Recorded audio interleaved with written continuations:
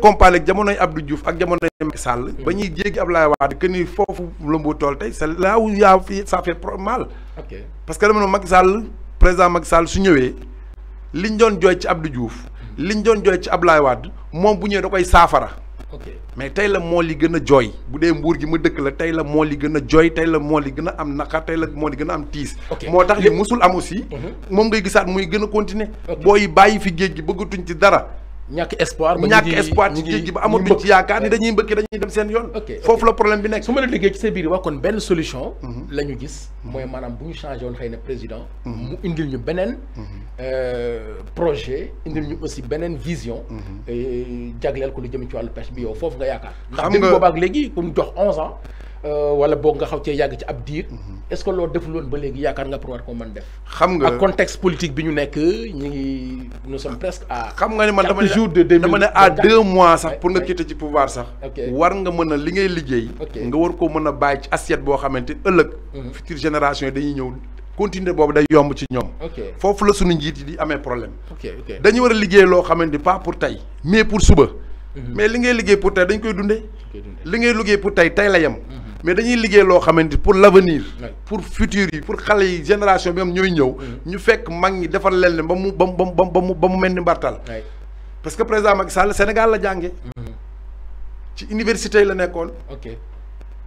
tey jii ci tey université yooyu moo war a gën ci université ci réew mi parce que moom fa la jaar. loolu lañ ko nawee parce que dañ ko nawee ci loolu. jàng ci réew mi juddoo ci réew mi génnoo ci réew mi dem ba doon président kooku dafa fierté la. foofu lañ ko doon xaare man dama bokkoon ci ñu am espoir ci moom. baataral ko campagne ci zone côté yëpp. ci mbuur gi ma dëkk ak fépp. du dëgg espoir boobu dama ni bu nit doon dese 2 mois sax. war nga mën a teg jalon yoo xamante ni pour l'avenir nit ñi jëriñoo ko la. ci sama philosophie. macha allah li mu wax am na solo yéen ñi nga xam yéen ñi ngi doog a dàpp ci Promo Média ñi ngi am mbégte dalal tey jii Peul Wade chef d'entreprise Peul Wade activiste bu la neexee nee na mais Peul Wade aussi le Mbour authentique bi nga xamante ni nii dëgg rek ak lu avancé Mbour ak lu avancé Sénégal moom moo ko tax a jóg. am na ay kàddu yu am solo yu mu wax léegi te loolu mu nekk lu nga xamante ni nii moo nekk la philosophie des Chinois ñoom ñooy faral di wax naan la terre ne nous appartient pas elle nous a été prêtée par nos petits-fils képp ku iñaane sa ndono rek sa déyin ñaaw. xëy na gën nañ ci chapitre li nga xamante ni moom mooy les mots de Mbour rawatina ci li nga xamante ni moom mooy wàllu pêche bi. li nga xamante ni aussi moom moo ko gën a may doole te may doole aussi économie Sénégal. tourisme ci la. bu ñu dee wax tourisme est-ce que bokk na ci li positionné Mbour ci 3e plus grande ville du Sénégal. foofu échec total la. foofu échec total la. je suis né à Mbour fii waaw léegi nañ ma wax ban hôtel la Mbour am. pour qu'on parle de tourisme. nañ wax ban lieu. boo xamante ni tey jii teg nañ ko fi boo xamante ni dañ naan tourisme bi kat mën ko yaakaar lii ci Mbour. Saly est amputé si Mbour. Mbour lieu de dortoir la léegi. nelawukaay la. suñu xëyee ni ñuuti fu ñu jëm moo xam Saly moo xam feneen. lieu de dortoir la.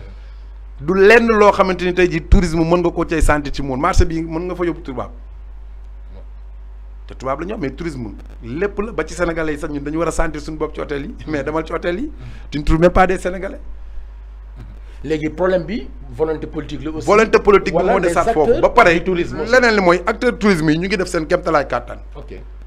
mais dama ne chaque commune. bi nekk ci Banayère bi nga xam jege na Banayère ci département Mbour. waroon na am hôtel communautaire comme à Saly. Saly waroon na am hôtel boo xam dañ naan lii hôtelu Saly la Mbour waroon am hôtel communautaire boo xamante ni dañ naan lii hôtel bu Mbour am la. dooyu Mbour yi ñoo ko moom xanaa ma ñii ñëw jógee oto ba fu mu mënti doon tourisme yi. su ñëwee dañu bëgg dëgg ci dëkk bi dëgg ak nit ñi. mën a dépayser wu tuuti. le luxe sax du leen arrangé. kon waroon nañu am loo xamante ni tey jii pour créer emploi kese ne serait-ce que. Mbour amoon loo xamante ni hôtel lu boppam la. ñu xam ne kii commune bee ko moom. stade Vallée Blanc bee ci commune bi. centre culturel ci commune bi noonu la tey jii hôtel waroon valable ci commune ba nga xamante ni dooy Mbour yëpp dañ ci mën a gis seen bopp mais Mbour n'a pas d'école boo xam ne war nañ ci mën a tàggat ndaw yi. defal leen ci formation pour ñu mën a def hôtelier. Mbour amul école boo xam ne war nañ cee mën a pour pêche. amul. mais pourtant il y a une pléthore d'écoles privées yëngatu ci wàllu tourisme. da nga koy doog a gis léegi. ba pare bu ñu génnee fu ñu jëm. xam nga def formation boo xamante ni tamit amul foo ko exercer. mais foofu la faute à qui. l'état ba léegi. volonté état bi la parce que am na loo xam ne état dong ko mën. président Macky Sall dong te dama koy dégg sax mu koy wax. man maa mën a defar Mbour. mais pourquoi ba léegi Mbour jagagul. voilà le problème. voilà le mal de Mbour. kii kan mooy représenter Mbour ci instance yi. kan mooy xeexal Mbour kan mooy dooleel Mbour. foofu la problème bi nekk léegi. mais kon affaire bi nekkul affaire politique ñi nga xamante ne ñoo war a kaddu Mbour est-ce que ñoom nekkuñu pour yuuxu pour après bu la positionné nga nekk ci sa bopp. bàyyi xam nga lu may metti ak lu mu réccu ci njàng. je veux être clair. li ma réccu tey mooy njàng dafa am lu mu jëriñ. quand on est intellectuel ou cadre.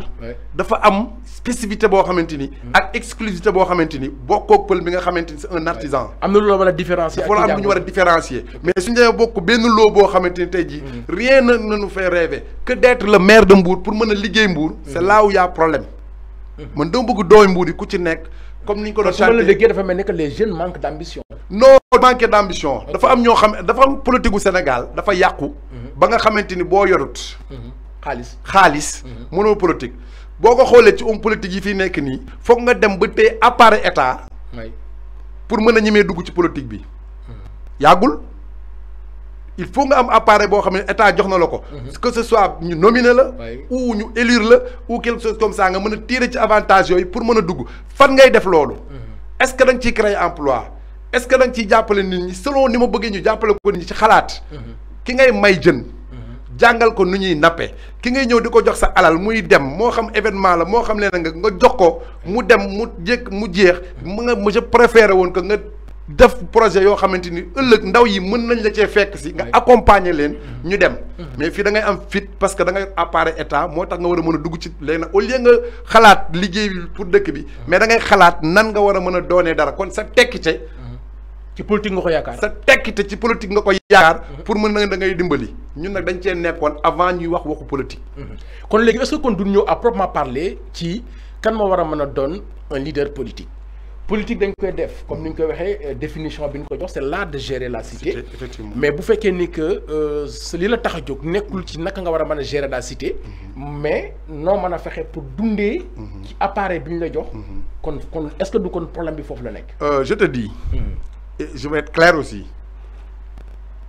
waa DJ tu penses que ni sunu autorités yi dañuy fajoo sunu hôpital bi gis nga li corona bi révélé xoolal ñi yàlla jël ñëpp ñu ci bëri tey jii su fekkoonte ne bunt yi ubbeeku na tey jii da nga naan Europe la ñuy faju jee ban autorité mës a dem fekk ñu perfusé na ko ci sunu hôpital yi seen doom ci hôpital yi seeni jabar ci hôpital yi kan mooy retrouvé wu ci hôpital yi ñun askan bi ñi nga xamante ni ñun lañ naan askan bi ñun ñu leen fiy teg ñun ñoo fay dem di yóbbu suñuy njaboot demal ci école yi ban autorité ngay gis doomam dem ci suñu école publique yii di àndandoog doom yi si ñun ban te li ngay wax ni comme que concept émission bi waxtaan ci les mots de Mbour la loolu da nga ko gis les leaders politiques mais dama ne école yaa ngi fii Mbour wax ma benn responsable politique boo xamante ni tey jii sa doom mu ngi ci école yi fii nii il faut ñu def ci enquête demal nga xool parce que le concept de l'émission waaw demaatal nga xool ci hôpital yi ban déceler les problèmes et les mots pour en parler doo ci gis ku sa doom di liggéey ci di fajoo ci hôpital yi doo ci gis ku sa doom di jànge ci école yi je suis désolé léegi kon li koy lijjanti est-ce que du population bi nga xamante ni ñoom ñoo leen di jox baat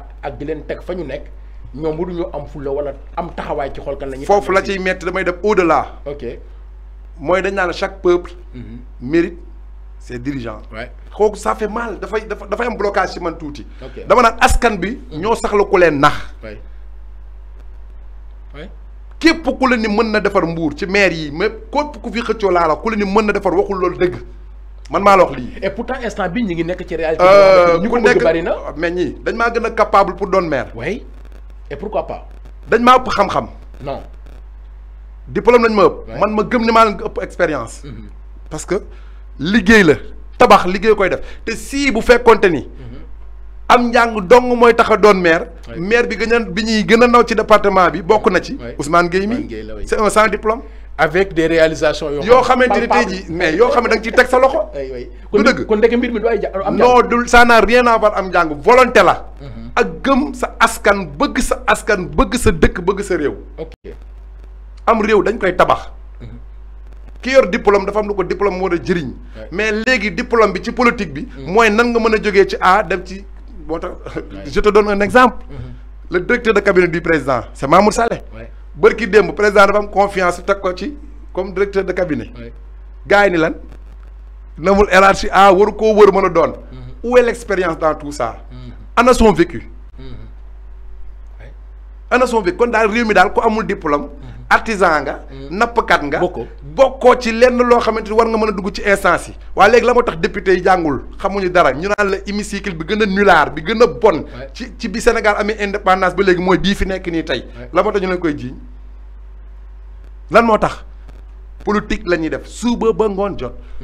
matin midi soir quotidiennement. 12 mois sur 12. politique la at yëpp dañ koy politique léegi. bu géej doxatul. artisan doxul. dara tourisme doxul. dara doxatul dañoo gis ni léegi politique bi. mooy raccourci boo xamante ni. nit ki war na ci mën a gaaw a tekki dem. waaw léegi président bi nga xamante ni moom la ñu dénk réew mi yëpp. avancé wu réew mi. war koo soxal. mu war cee nekk di ci xëy. di ci bay aw laajam. bu fekkee ni que moom moo lay tànn. jox la benn appareil bu lay mën a permettre nga am benn fonds. buy tax nga mën di politique au jour le jour. kon échec bi. dafa nekk benn échec collectif.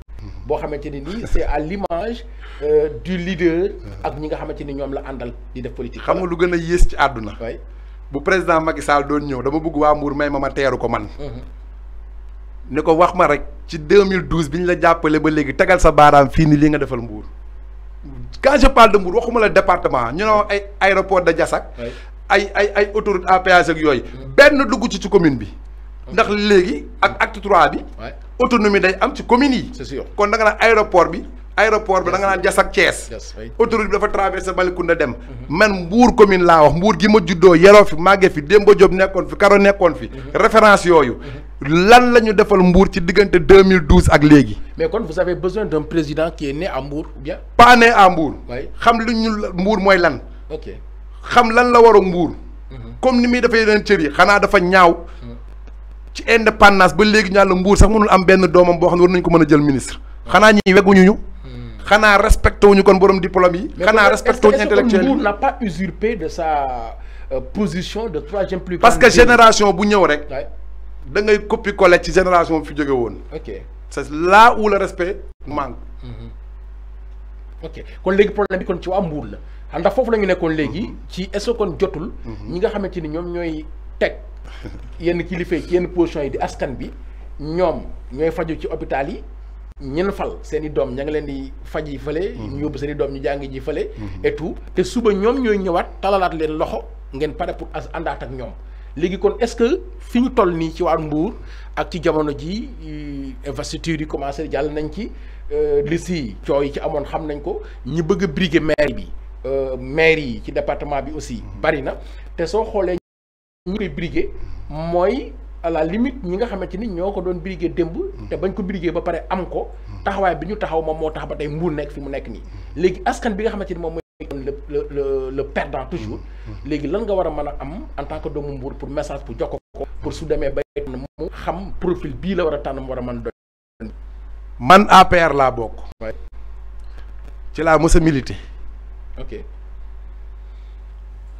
APR gi ma bokk it. ay responsable ñoo ci ne. xanaa moo ne Macky Sall a battu le record ci département Mbour ci nomination. ci ay directeurs. directeur de du dëgg. ok kon tey jii. am na loo xamante ni ñoom bu ñu fekkonte ni nit lañ dëgg. aka ñoo yeblu waa Mbour ci semaine yi ñu génn. aka maa leen mere aussi. ok parce que pourquoi man su ma doon oote mooy ñu nekk à l'union parce que crème politique bu bees la boo xam ne war nañoo tirer du passé. pour mieux avancer ak département bi. mais bu ñu toog ba président ñëw. oo leen ba ñu ñëw pale ba. mu naan leen kii na nekk maire kii na nekk maire geste bañ ci njëkk a def laa njëkk a ñaawlu man. parce que nekk ci parti aussi dinaa respecter discipline de parti bi. mais aussi du tere ma wax sama dëgg bi ma gëm man. parce que lu dul yàlla yàllaa la gën. kon su ma la déggee dafa mel ni que autant ñu doon dem bay àgg ci kanam président de la république. effectivement mu leen di départager. mënoon naa doon li ñuy wax potum biir. mënoon nañu ko waxtaanee ci biir. dañoo dem 2014 président ni waa Mbour yéen da ngeen di xeex ba dal samay tànk yi tous les jours. keroog tuuti ma dee fi ma toog. du dëgg ñu xeexoo foofu fàllu mi ñëw.